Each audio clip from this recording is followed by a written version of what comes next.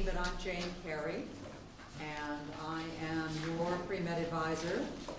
This is being videotaped tonight for the benefit of the many alumni I have applying. Hello to you.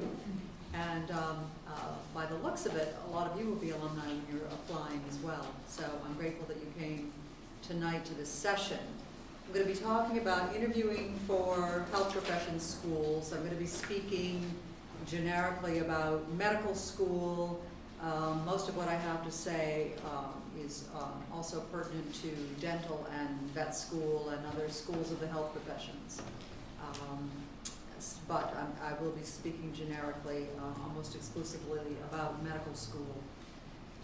We're holding this session now early in the academic year because this is the time of year when people start to have medical school interviews. It used to be back in the old day when I gave this workshop that people would just be getting interviews now, and several of you have already had medical school interviews. It seems as though they're being scheduled earlier and earlier every year, which is fine, although it makes me feel that this session is perhaps even a little late. But hope that it will do you some good, those of you who have interviews upcoming. Only 10 to 30% of applicants to medical school are interviewed at a given medical school. So it's a very important cut to make. So only 10 to 30%. So you know that if you've been invited for an interview that you've made an important cut. You know that your numbers, your GPA and your MCAT scores have made you admissible, or they wouldn't even invite you for an interview. Now the schools want to check out your less cognitive factors. They want to see you in person. Some cynics would say, come get handouts. Some cynics would say to see if you're crazy. It's so that they can eyeball you and exchange the information that I'm going to be talking about. You can get information about what percentage of applicants medical schools see. That's on their websites. But it's an important cut to make, and it is a big deal. So if you get an interview to a medical school, that's a good thing. There's no set time between the arrival of your application at the medical school and the setting of an interview date. So don't worry about that too much, as long as you know that your file is complete. If there is some place where you absolutely expected to be interviewed, it's your state school or you've done a lot of work there or something, and you haven't heard from that school by, say, December 1st or so, you should probably be in touch with me about that so we can sort of figure out what might be going on there. Could be just that something is mislaid at some of these schools where they have upwards of 10,000 applications for 150 spots. It's easy for things to go awry sometimes. Always confirm that your file is complete. If your file is complete at a school, there's not much you can do except wait to hear from them. Some schools will interview into April every year.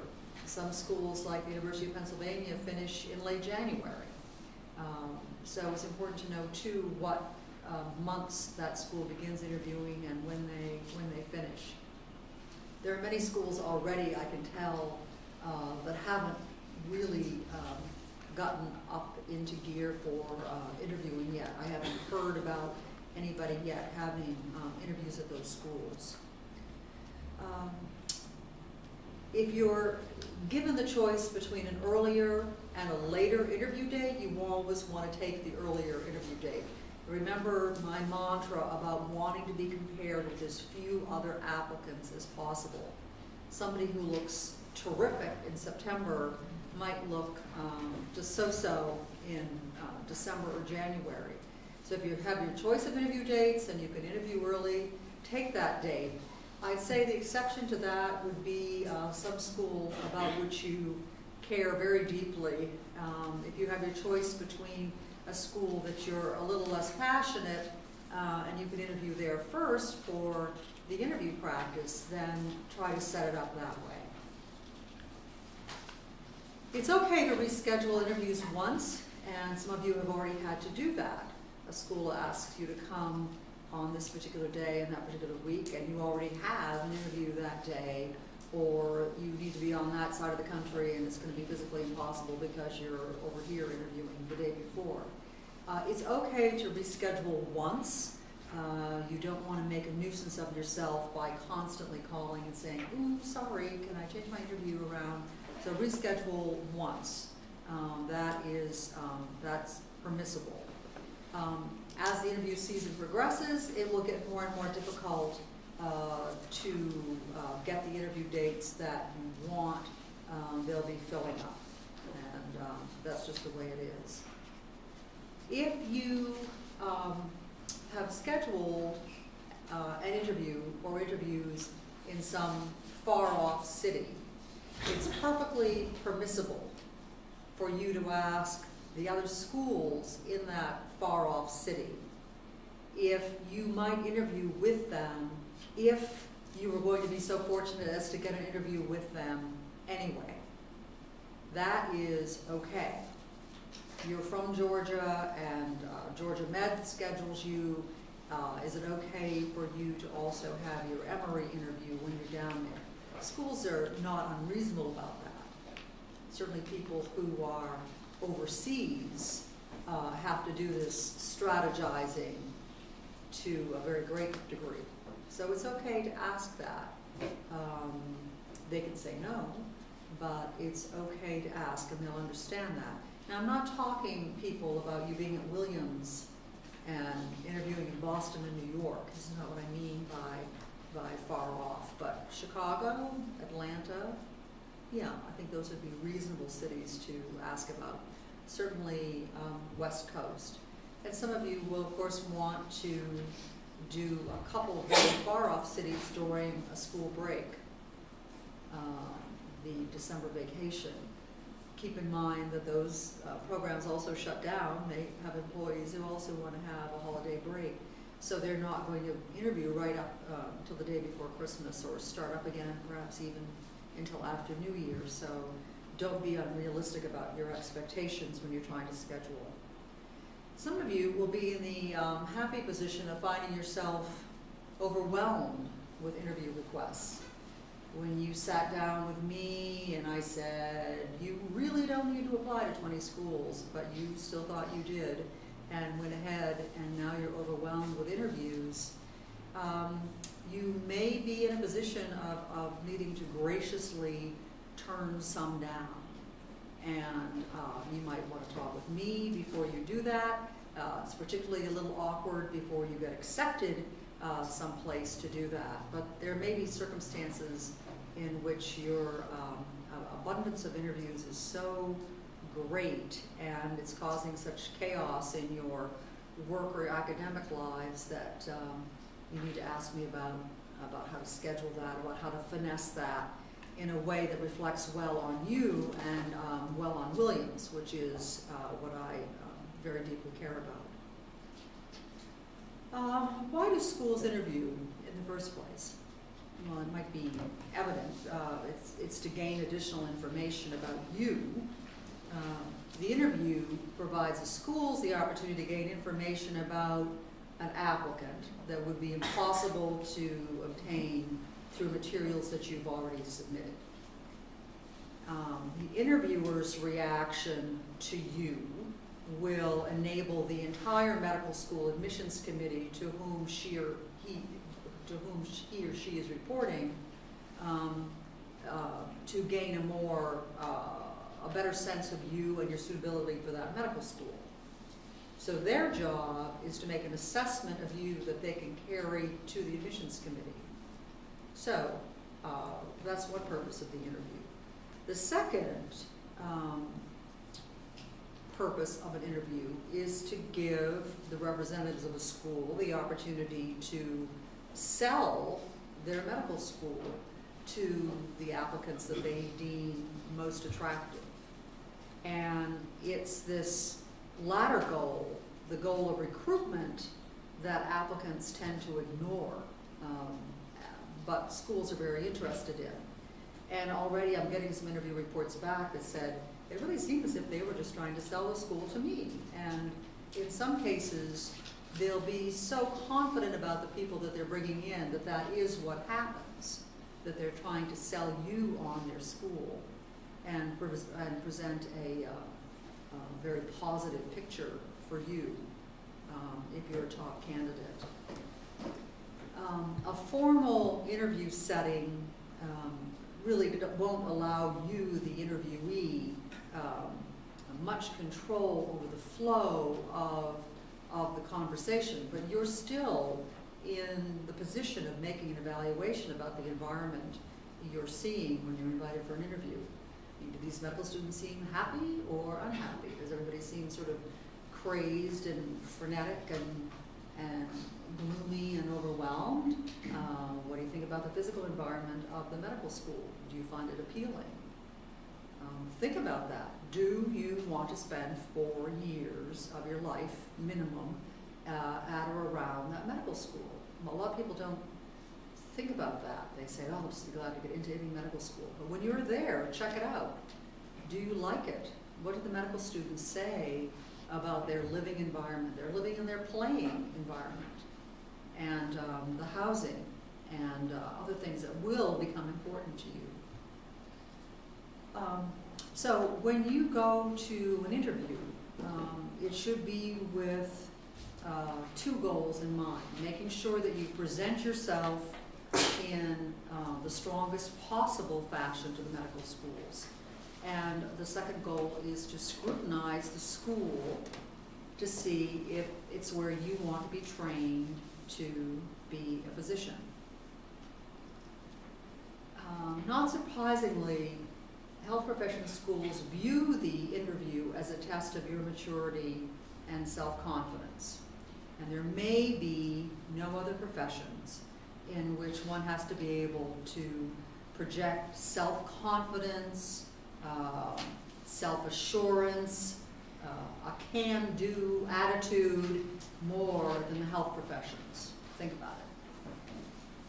So obviously they want to see evidence of that in the interview. The person you are now will be evolving, of course, over the next 4 to 6 years. And they know that on admissions committees, but they do want to see what your potential is going to be. Obviously, if you're fabulous now, you'll only be more so after you graduate from medical school. Medical schools will be looking for enthusiasm about the medical profession and enthusiasm on your part about the process. And you're going to be transmitting that enthusiasm through your voice and your body language. And I'll be talking about both in a few minutes and how you can use those tools to your best advantage. How is the interview process structured? It usually consumes the better part of a day. Plan on being there the better part of a day. Get a look at the schedule and be careful that you don't try to fly in too close to the time you begin or fly out at the end of the day before you've been debriefed or whatever's supposed to happen. I had a medical school representative tell me last year that they had a very negative impression of a student who sort of hustled out at the end of the day to catch a flight when they would have liked to have sat down. The student sort of missed the critical end of the day chat with the dean or something like that because she had to catch a flight and be on to the next interview, and they took that as a bad sign and did not accept her, even though she got accepted at multiple other places. So just be sensitive to that. Usually on your interview day, you'll be given a tour of the medical school, during which time you'll have a chance to see the facilities, obviously, and meet and talk with the student tour guides, who you can bet, as would be the case here, have been carefully selected to be friendly and enthusiastic about the school and present it in its best possible light. There's often a group meeting with the financial aid folks, which you'll find useful and scary or not. and the dean or the director of admissions will usually speak to the group. And I'm saying group because there will be interview days. There will be no medical school that interviews every day of the week. They will be given days each week that they interview. So when you're there, it will very likely be with a group of other applicants. So don't be surprised when you arrive, and there will be a lot of other people in dark suits. They're also nervous as well. That you can expect that. So you'll probably be given, well, you'll definitely be given at least one interview, and often two. And one will be with a member of the admissions committee who could be a faculty member, likely to be a faculty member, might be a physician member of the admissions committee, or a physician who teaches on the faculty, might be a graduate of that school, anyone really that they can pull in whose judgment they respect at the medical school. If you're a member of a group underrepresented in medicine, you can expect to meet with a minority interview or two. When people think about their interviews, they often think about them as being a sort of one-on-one exchange, and that's usually what it is. Those can be, though, blind. You'll read about blind interviews, and these will be interviews in which the interviewer doesn't have access to any information about you, and leads off with, tell me about yourself kinds of questions. Or they might, as I read about this week, have no access to your scores or numbers, but have access to your AMCAS essay and your recommendations. There can be that sort of interview as well. So that's what's meant by a blind interview. Some part of your application is not available to that interviewer. So that happens sometimes.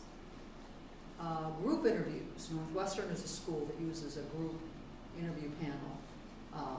3 interviewers and 3 students at once. Well, what would you do in a situation like that when you're sitting there with 2 other students? Is your goal to sort of be me, it's all about me, don't pay attention to these other people? Or is your goal to present a sort of cooperative, collaborative front, maybe riffing off somewhat, not ripping off what somebody else has said before? As John pointed out, of course you want to be able to get your licks in, but they're going to see how you take the information that the other students have presented as well. So that's when you're with other applicants. If there's a situation where it's you and 3 admissions officers, you're going to try to remember their names. As you do now, if somebody's speaking with you and there are other people around, you're going to try to include those other people in the conversation. So if you ask me a question, I'm going to direct the answer mostly at you, but I will be looking around at the other 2 and trying to keep them in mind while I'm answering the question. So that can happen in group interviews. And this year, for the first time, I'm finding myself having to talk about the multiple mini interview. And I found 2 handouts about that. Since the content of some multiple mini interviews is top secret, as at Stanford, it's sort of hard to get examples of the kinds of questions or situations. In a multiple mini interview, there are stations, and the candidate goes around to each of them, and every single candidate is going to be presented with the same questions at these 6 to 10 stations, at which you might spend 5 to 10 minutes. And you might be answering a question that's medically relevant, or a question that tests your ethical makeup, presents you with a conundrum. And the reason that some schools are moving to this, and it was a movement that started at some Canadian medical schools actually, and I know that Stanford and Robert Wood Johnson are using it now, either Cleveland or Cincinnati as well. Anybody know other schools doing MLIs?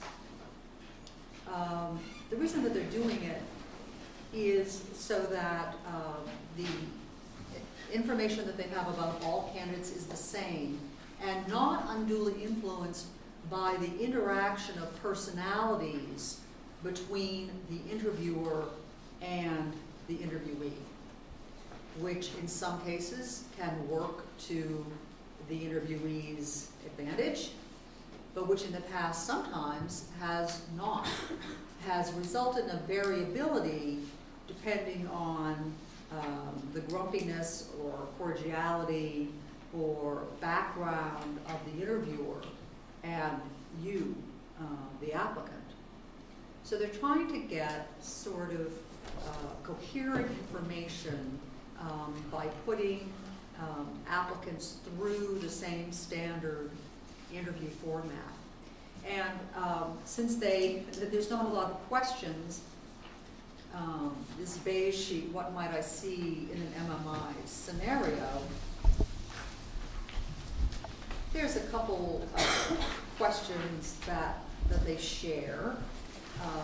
But I know Stanford last year was telling students that they absolutely must not share whatever questions they were given in a multiple mini interview, and that in fact they signed something that indicated that they wouldn't do that. So in some ways it's sort of hard to prepare for, which is both a good or a bad thing. Certainly prepare in the ways that I'm only telling you how to prepare today, and in general you'll be ready.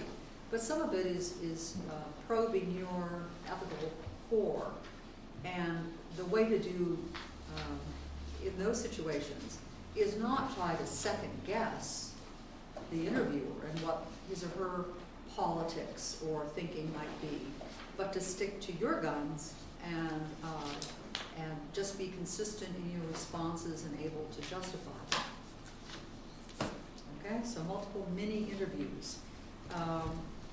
I've heard some medical schools be vehemently against them and say they'll definitely never use them because they like the exchange between individuals, which is a more realistic exchange, such as one is going to have eventually with patients. But others like this standardizing of the process. So stay tuned. The admissions committee will meet frequently during the fall, winter, and spring to decide whether to accept, reject, or hold. Being held is not the worst thing. It means you haven't been rejected. It means that they'll consider you in the future some more as they meet. Now, of course, you're being compared against more and more people as the season goes on. But there's some schools that do an awful lot of holding at the beginning of the season because they want to get a sense of what their application pool is going to be like that year. And they may well pick you up later. So all is not lost if you're on hold. Obviously, it's nice to be accepted right away. Schools can start accepting people after October 15th. So the schools where people are being interviewed now may offer, and some will offer, acceptances as early as October 15th. And obviously, if you're accepted that early, that is terrific because you have the option of going to that school. It takes pressure off you to keep interviewing and interviewing and interviewing if you start to flag an enthusiasm about that process. A tricky thing is that the school will want to hear if you're coming. This is a ridiculous game that is played every year. They ask you to be the most ethical of applicants, and then they essentially want you to fib to them and tell them that you're coming. So if a school says, please let us know within a couple of weeks if you're coming, and you haven't heard from all these other schools, go ahead and say, yes, I'm coming. You can get your deposit back, and they'll be putting down a $100 deposit or so. You can get that deposit back up until May 15th. And you can withdraw from that school as you get accepted at more desirable places. And I know that it's a ridiculous game to play, but the reason for it is because by a certain date in March, the schools all need to have extended a number of places, a number of acceptances equal to the spots in their class. So they have to do accepting of people, even people that they know that they might not have a real chance to get later on. But they also would like to try and see if they can get you some. And some schools will take advantage of the psychological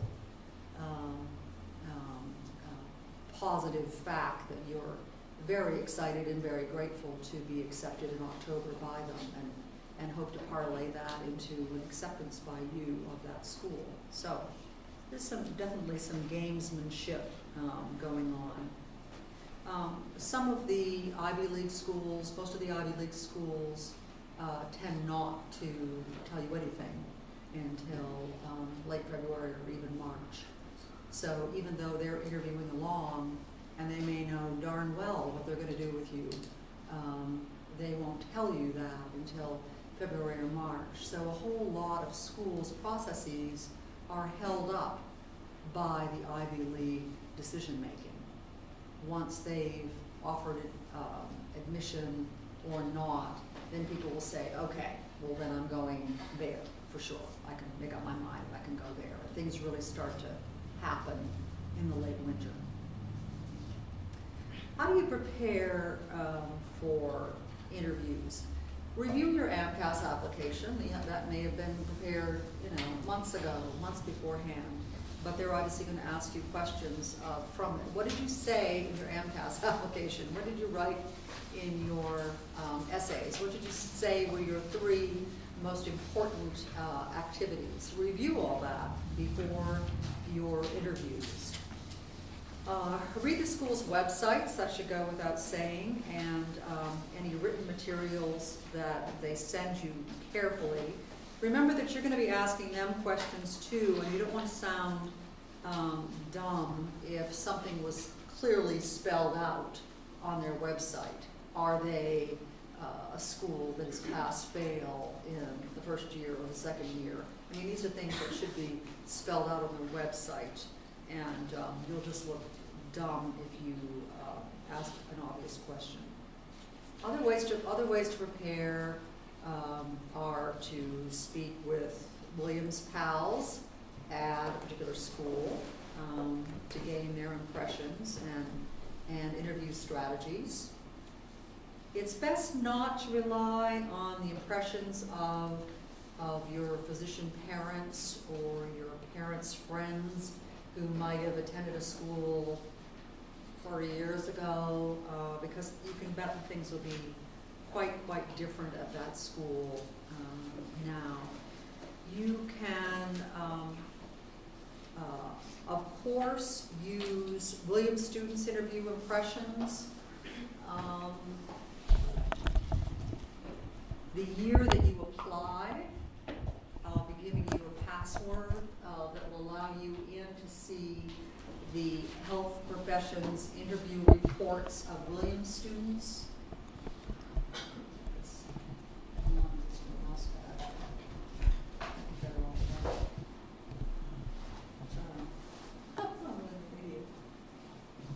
Well, anyway, second one up, health professions interview forms. You're going to fill one of those out after every interview that you have. And those are collected on a virtual site. And the year that you're applying, I will give you a password to explore that site. And you can see what Williams students said about their impressions of the University of Wisconsin or NYU or BU or Tufts.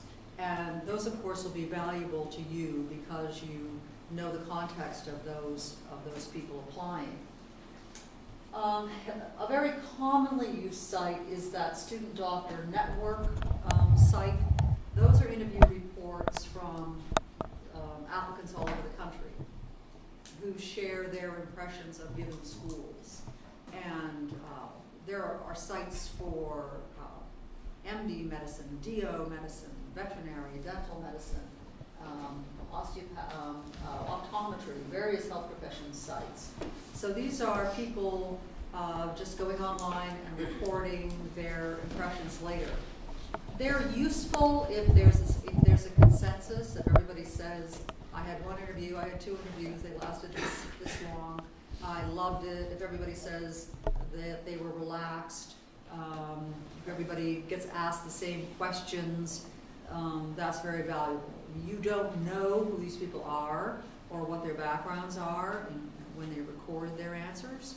But as I said, if you can get a consensus from what people say, then that can be useful in your preparation. So while a lot of the stuff on Student Doctor Network is a crock, frankly, sometimes the interview impressions are useful, and recommend that you look at those. You're going to be familiar with current events in the healthcare field. It won't be unusual at all for you to be asked about the state of healthcare in this country, and you'll be expected to have some timely information about that you've gotten from periodicals, from Time Magazine. In this guide to interviewing, which was the first multi-page white thing that you picked up, the guide to interviewing for Alumni, this is available. It's what you're reading at this website, at the interviewing website. You'll see on the second page a paragraph about being expected to be asked about the current state and future of healthcare in this country, and I've given you 4 good sites for timely information about that. Be up on this. They'll expect you to understand the state of healthcare in this country. You might well be probed about why you want to go into medicine at this time in our nation's history, and you'll have to know why you're being asked that question. What's wrong with this time for medicine in our nation's history? They'll expect you to understand that our healthcare system at present is troubled in some respects, and to know what some of those challenges are. You're going to want to spend some contemplative time thinking about your own decision to attend medical school, though that should have occurred before you wrote your autobiography for me, before you wrote your personal statement for AMCAS. But again, think about your motivations for medicine. You'll be expected to talk about those. There are some interview topics that are pretty routinely covered in interviews. You may well be asked about your academic record. You can expect to be asked about that, especially if there's any dips in it or any anomalies. You'll be expected to talk about those. Your choice of major, how you arrived at that, particularly if it's not one of the sciences. Nothing wrong with that, but they'll just be curious as to how you arrived at that. They'll want to hear about your healthcare related experience. What do you know about treating patients? How have you interacted with patients yourself? They might want to know about your extracurricular activities at Williams, your summer work. Of course, they'll want to know about why you're interested in that medical school. Why you, why us? That's the why us part. Why that medical school? Why do you want to go there? And though, you know, in your brain you're thinking, because I just want to get in someplace, you have to come up with a good answer about why that school. Your motivation for entering the profession, you need to be clear on. You need to know about legal, economic, and ethical issues surrounding medicine. You need to be up on those by looking at these websites. The ethical issues might include questions in an MMI scenario or otherwise, there are medical schools that present you with hypothetical ethical questions. And those could touch on stem cell research, euthanasia, abortion, organ donation, patients' rights. And that's why I gave you this gold sheet, ethical awareness among applicants to medical schools. There are some principles of ethics that doctors have that you should be completely familiar with. And those are mentioned in the center part of this document.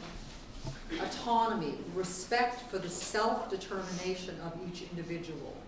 Do no harm, avoiding or preventing harm to the extent possible for treatment goals. Beneficence, benefiting the patient in terms of the patient's values, not your values, the patient's values. Justice, fair distribution of the benefits and burdens of health care, and truthfulness, integrity, and the doctor-patient relationship. If you use these as the rubric by which you think about ethical issues, you're going to be fine. But it's important to understand and already hold claim to these values that are expected in physicians. Okay?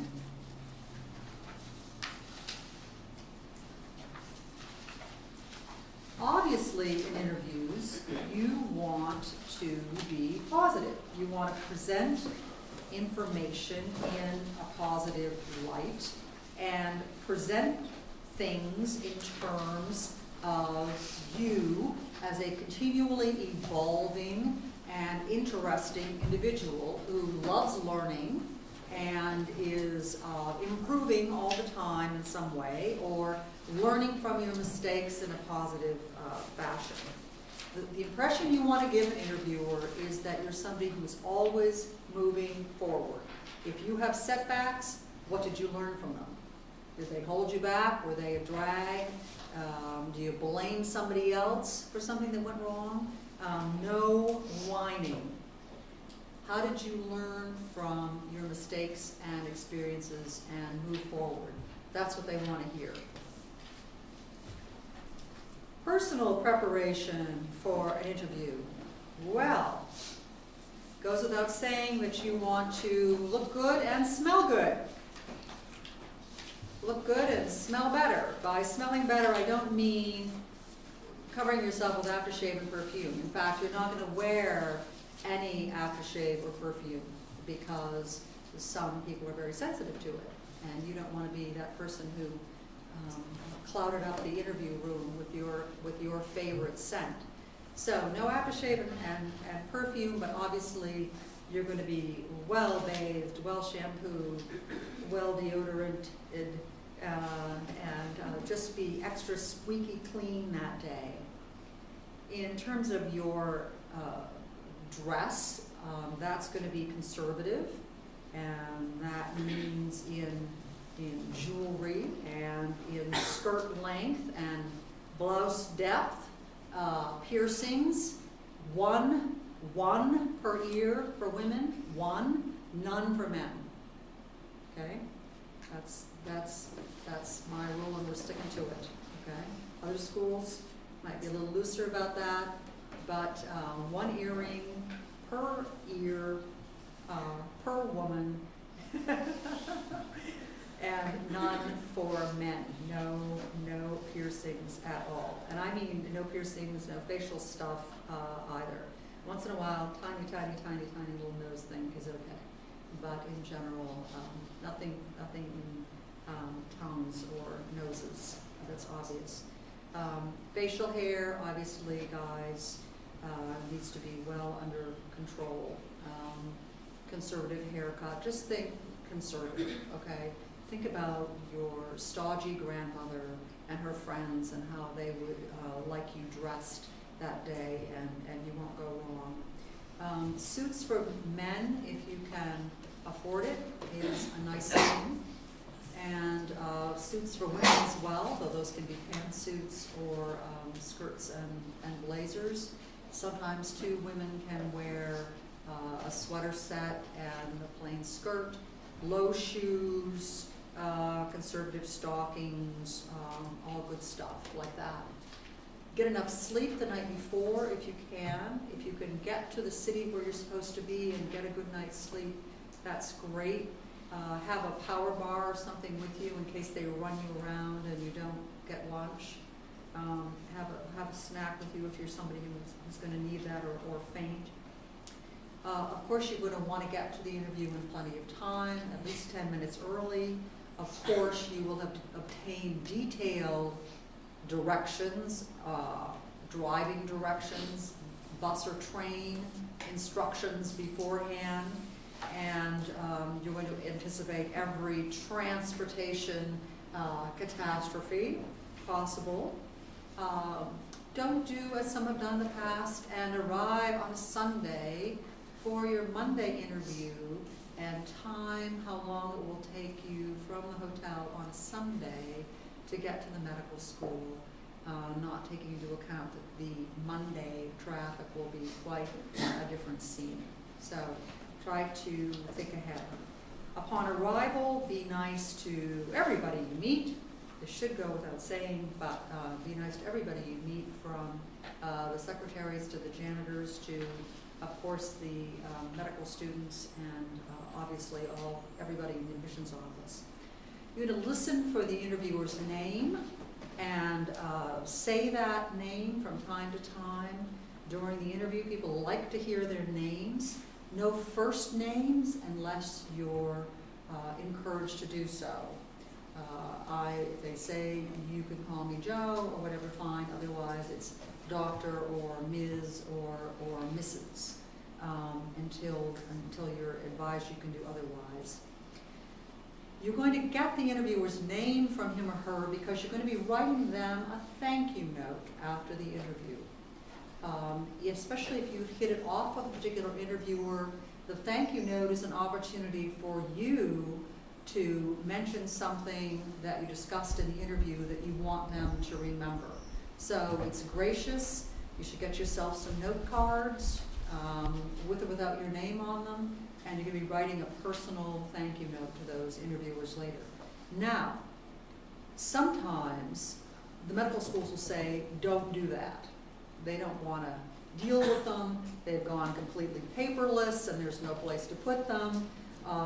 Or they're going to be making a decision about you so fast that your thank you note won't get there in time.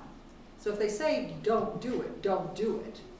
But that which is not prohibited is allowed. So if you have particularly a great experience and you want to reiterate your interest in that school, it's a good idea to write your interviewers and or the dean of admissions too and say, what a fabulous day I have. So that becomes important and helps you reflect on the great things that about that school.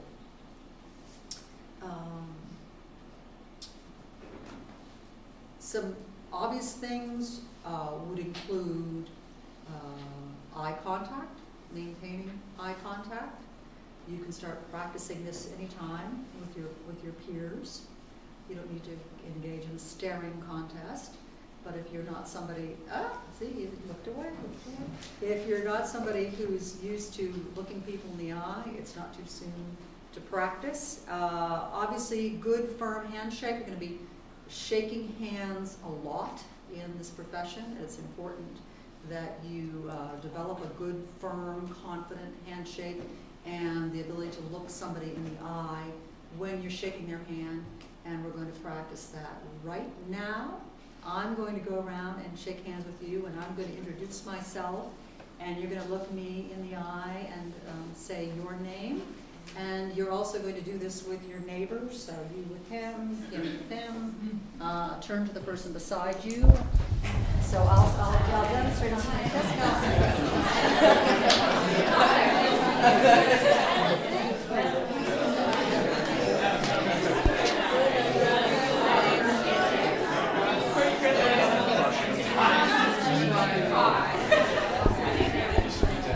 You should critique each other's handshaking.